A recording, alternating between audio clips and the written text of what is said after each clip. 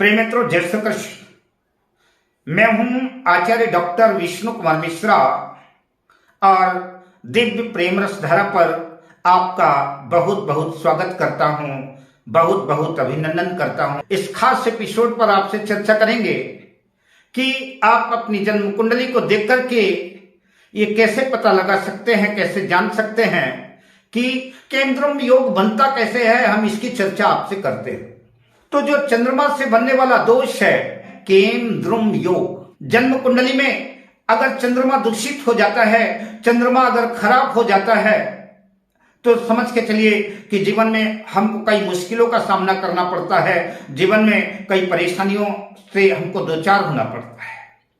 आज हम यही जानकारी देंगे केंद्रम योग बनता कैसे है, हम इसकी चर्चा आपसे करते हैं और उसके जीवन में कैसे क्या क्या प्रभाव पड़ते हैं और हम साथ ही उन परेशानियों से निजात पाने के लिए हमको कौन कौन से उपाय करने पड़ेंगे, हम इसकी विशेष चर्चा इस वीडियो पर आपसे करेंगे।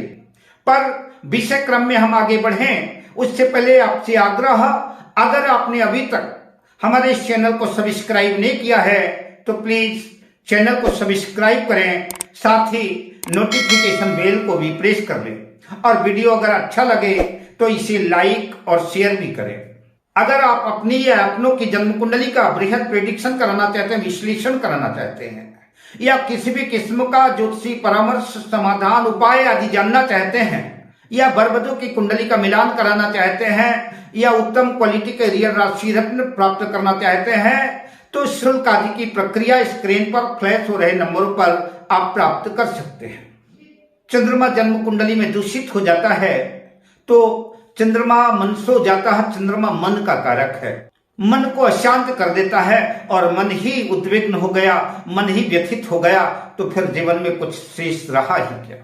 केंद्रम योग बनता कैसे है, हम इसकी चर्चा आपसे करते हैं। जन्म कुंडली के 12 भाव में किसी भी भाव पर, जन्म कुंडली के 12 भाव में किसी भी भाव पर चंद्रमा अगर अकेला हो, चंद्रमा के साथ में कोई ग्रह ना हो और चंद्रमा के आगे वाले भाव में भी और पीछे वाले भाव में भी सूर्य, राहु और केतु को छोड़ करके अगर कोई ग्रह ना हो तो यह केंद्रम दोष बन जाता है। यह जीवन के विभिन्न क्षेत्रों में असफलता प्रदान करता है, भयानक दरिद्रता का भी कारण है। आप चाहे कितने उच्च कुल में पैदा हुए हों, चाहे राजा के घर में भी आप क्यों ना पैदा हुए हों, अगर आपकी जन्म कुंडली में केंद्रम योग बना हुआ है तो दरिद्रता के कगार पर खड़ा ही कर देगा। आपको हर जगह नुकसान होगा, आप जहां भी हाथ डालेंगे, सोना भी छुएंगे तो सोना भी मिट्टी हो जाएगा। एक केंद्रम दोष का इतना प्रभाव है, हर समय बेचैनी रहेगी, हर समय मन अशांत रहेगा, हर समय मन उद्विग्न रहेगा। चंद्रमा जिस भाव में है उसके आगे और उसके पीछे वाले भाव में अगर कोई ग्रह ना हो तो केंद्रम दोष बनता है, केंद्रम योग बनता है। जैसे उदाहरण के लिए हम इस कुंडली चार्ट में देखते हैं। मान लीजिए कि जन्म कुंडली के इस भाव पर यहां चंद्रमा लिखा है और चंद्रमा बिल्कुल निहायत अकेला है, इसके साथ में कोई ग्रह नहीं है और इसके आगे वाले भाव में, इस भाव में भी कोई ग्रह नहीं बैठा है और इसके पीछे वाले भाव में, इस भाव में भी कोई ग्रह नहीं बैठा हुआ है, चंद्रमा अकेला है, तो आपकी जन्म कुंडली में केंद्रम दोष बन गया। और अगर मान लीजिए जन्म कुंडली के आगे और पीछे वाले भाव में राहु या सूर्य बैठे हैं तब भी केंद्रम दोष बनेगा और केंद्रम दोष और भी ज्यादा खतरनाक हो जाएगा। क्यों?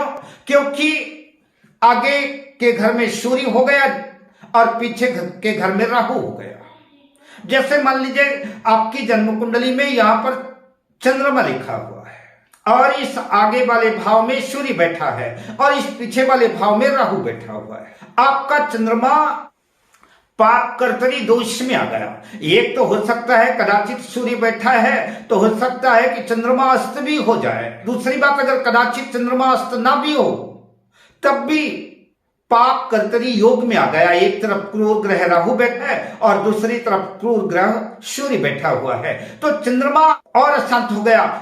तो ऐसी स्थिति में ऐसे व्यक्ति को दरिद्रता के साथ साथ पूरा डिप्रेशन में, पूरा पागलपन जैसी स्थिति इस व्यक्ति की, इस जातक जातिका की हो जाएगी। यही केंद्रम दोष अगर 6, 8 और 12 भाव में बन जाता है, 6ठे भाव में, 8वें भाव में, 12 भाव में अगर चंद्रमा है और निहायत अकेला है, केंद्रम दोष बन रहा है, तो स्थिति और भी खतरनाक कह सकते हैं। ये और ज्यादा गड़बड़ स्थिति इसको बोलेंगे। तो जन्म कुंडली में यही केंद्रम दोष अगर राहु केतु के नक्षत्र में आ जाए तो भी स्थिति खतरनाक हो जाएगी। यही केंद्रम दोष अगर उग्र या तीक्ष्ण नक्षत्र में आ जाए तब भी स्थिति और खतरनाक हो जाएगी। या शनि के नक्षत्र में है, या चंद्रमा अपनी नीच राशि में है, या 6ठे, 8वें और 12वें भाव के स्वामी के नक्षत्र में चंद्रमा है, तो स्थिति और भी स्फोटक हो जाएगी, स्थिति और खतरनाक हो जाएगी, मामला और अशांत हो जाएगा। ऐसी स्थिति में पागलपन और डिप्रेशन जैसे दौरे भी पड़ सकते हैं। जिनकी भी जन्म कुंडली में चंद्रमा पीड़ित है, केंद्रम दोष बना हुआ है, उन्हें हर काम में असफलता मिलेगी। कोई भी काम करने जाएंगे और लगेगा कि काम बनते बनते बिगड़ जाता है। ऐसा व्यक्ति सही समय पर सही निर्णय नहीं ले पाता, सही डिसीजन नहीं ले पाता, उसकी वजह से भी ढेर सारे उसके काम बिगड़ जाते हैं, क्योंकि चंद्रमा है मन। तो ऐसे व्यक्ति का मन सदैव मरा रहता है, ऐसा व्यक्ति सटीक निर्णय नहीं ले पाता। इसलिए केंद्रम दोष उसका ये सबसे बड़ा दुष्प्रभाव जीवन में उसको झेलना पड़ता है। और अगर साथ में ग्रहण दोष आपकी कुंडली में है और कहीं से भी शनि की तीसरी दृष्टि, शनि की 7वीं दृष्टि, शनि की 10वीं दृष्टि, कहीं से भी शनि की दृष्टि भी अगर इस चंद्रमा पर पड़ जाए तो यह समझ के चले कि एक तो करेला और दूसरा नीम चढ़ा वाली कहावत चरितार्थ हो जाएगी। खासतौर से अगर ये केंद्रम दोष किसी महिला की जन्म कुंडली में बनता है तो ऐसा समझ के चलिए कि उसके जीवन में कई प्रकार की विघ्न बाधाएं आएंगी, न तो वो घर की रहेगी न घाट की रहेगी। अब हम आपसे चर्चा करेंगे केंद्रम दोष भंग कैसे हो। तो अगर जन्म कुंडली के केंद्र भाव में कोई भी सूर्य और राहु केतु को छोड़ करके केंद्र भाव में कोई भी ग्रह बैठे हैं तो यह दोष भंग हो जाएगा। मान लीजिए 12वें भाव पर चंद्रमा बैठा हुआ है, 12वें भाव पर केंद्रम दोष बना हुआ है, तो अगर आपकी जन्म कुंडली के तीसरे भाव पर कोई गुरु बैठा हुआ है, शुक्र बैठा हुआ है, बुध बैठा हुआ है, 6ठे भाव पर बैठा हुआ है, या कि आपके 9वें भाव में बैठा हुआ है, 12वें भाव के ये केंद्र भाव कहलाएंगे। अगर चंद्रमा जहां बैठा है वहां से केंद्र भाव पर कोई भी राहु केतु को छोड़ करके ग्रह बैठे हुए हैं तो आपका यह दोष भंग हो जाएगा। कहीं से भी बलवान गुरु की अगर दृष्टि चंद्रमा पर पड़ जाती है तब भी यह केंद्रम दोष भंग हो जाएगा। तो केंद्रम दोष जन्म कुंडली का एक किस्म का अभिशाप है। चंद्रमा जब भी जन्म कुंडली में अकेला हो जाता है, भले अपनी उच्च राशि वृष राशि में ही क्यों ना हो, लेकिन अगर केंद्रम दोष में है तो कुछ न कुछ उसका प्रभाव निश्चित रूप से पड़ेगा ही पड़ेगा। ऐसे व्यक्ति को जीवन में कई बार आर्थिक संकट, आर्थिक उतार चढ़ाव का सामना करना ही पड़ेगा। केंद्रम दोष के अतिरिक्त ये ग्रहण दोष, पितृदोष भी जन्म कुंडली में चंद्रमा का एक सबसे बड़ा कारण है जो जीवन में मन को अशांत रखता है। अब आइए अंत में उपायों का जिक्र कर लेते हैं।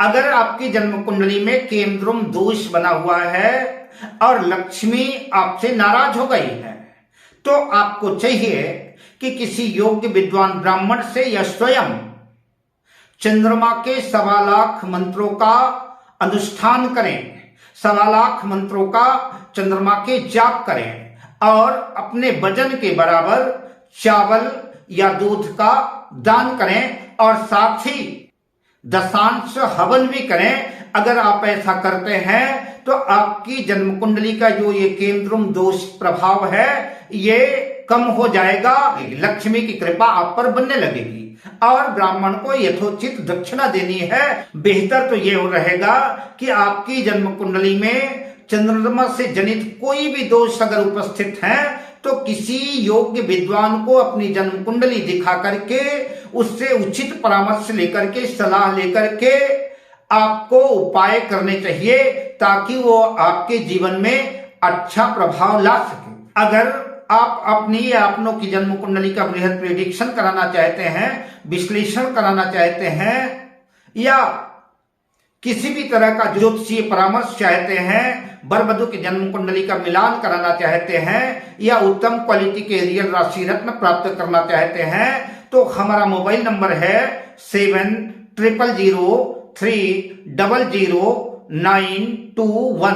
हमारा दूसरा मोबाइल नंबर है 9584702101। शुभकामनाओं के साथ जय श्री कृष्ण।